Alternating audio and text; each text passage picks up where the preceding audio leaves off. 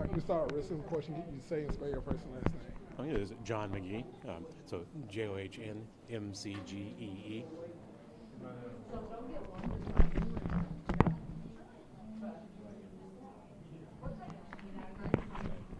And what's your title? I'm the Executive Director of Educational Technology Services UNA? at UNA, yes.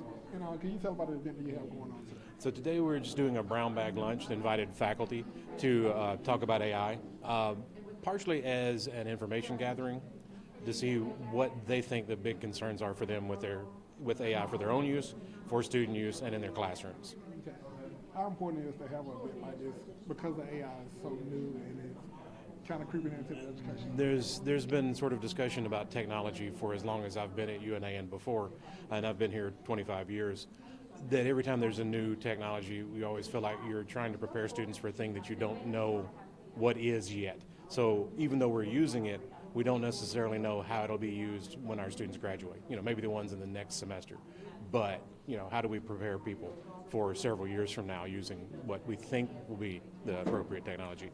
So this is fairly important in that it lets faculty start seeing how other people are using it, whether they're using it in their classrooms, how they're addressing student use of it. And one of the big things I think faculty concerns are right now is appropriate use. So are the students using it to help them as opposed to do their work for them? Avoiding plagiarism and avoiding turning in somebody else's ideas. And then the other part of that is from AI, there are a lot of concerns with bias, both racial, income level, things like that, because it's been trained on primarily, I would say, white middle class sources off of the internet. So that introduces some things that students may not be aware. So some of that this is from my standpoint, not just a UNA and this particular day standpoint, but that's something that I'd like to see is us try to talk a little bit more about how it can be more representative. Okay. So, what are one thing you want you see you have faculty members, staff, and maybe students here? I think there may be some students today, but I haven't seen any. So, what do you want them to take away from this event? For this one, we mostly, like I said, is an information gathering to see what their concerns are.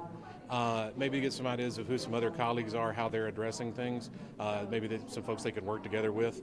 And then for us, for my department and for UNA as a whole, planning for what the next step we would do for a similar session or a similar workshop. Okay. And anything else you want to add that we did not cover?